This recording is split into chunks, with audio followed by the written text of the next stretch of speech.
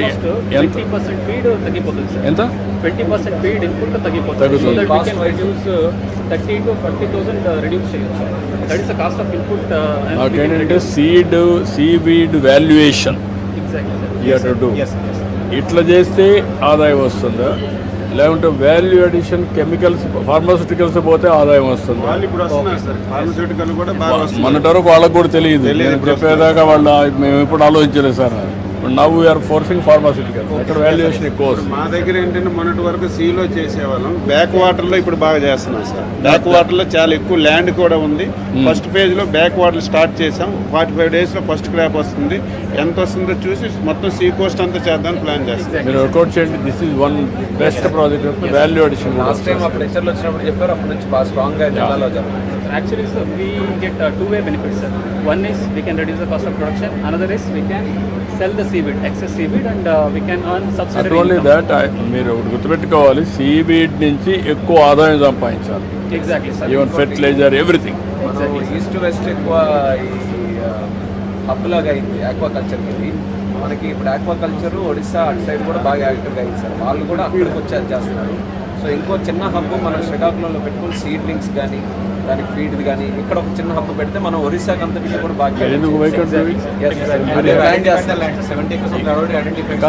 వీళ్ళు కూడా aquaculture పోగలితే fresh కానీ ఈ రెండు ఇంటిగ్రేట్ చేయండి. That is the economy. అది తయారు చేస్తాం. ఈ వర్క్ ఇట్ అవుట్. ఏంటండి సార్,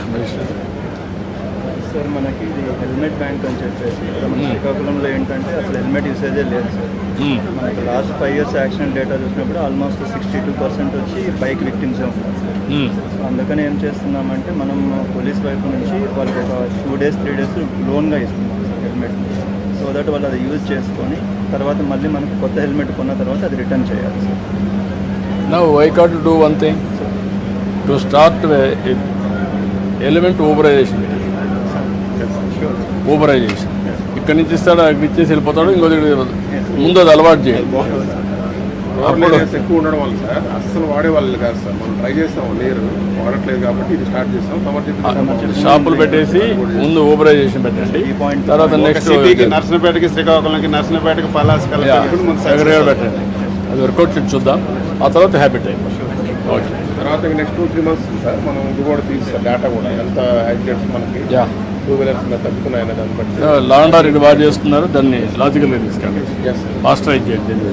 థ్యాంక్ యూ. ఫోటో కావాలి బుల్లెటా హెల్మెట్ తీసి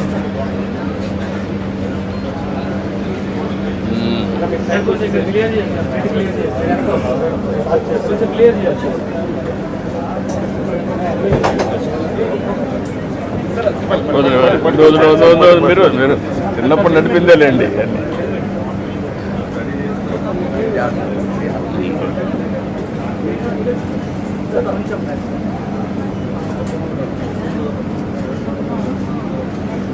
సార్ నెక్స్ట్ డే తయారైన ఇక్కడ తీసుకుంటాం. నెక్స్ట్ మ్యానుఫ్యాక్చరింగ్ శ్రీకాకుళం తీసుకుంటాం. అన్ని అడ్డలు మీరు కంప్లీట్ చేస్తే కదా.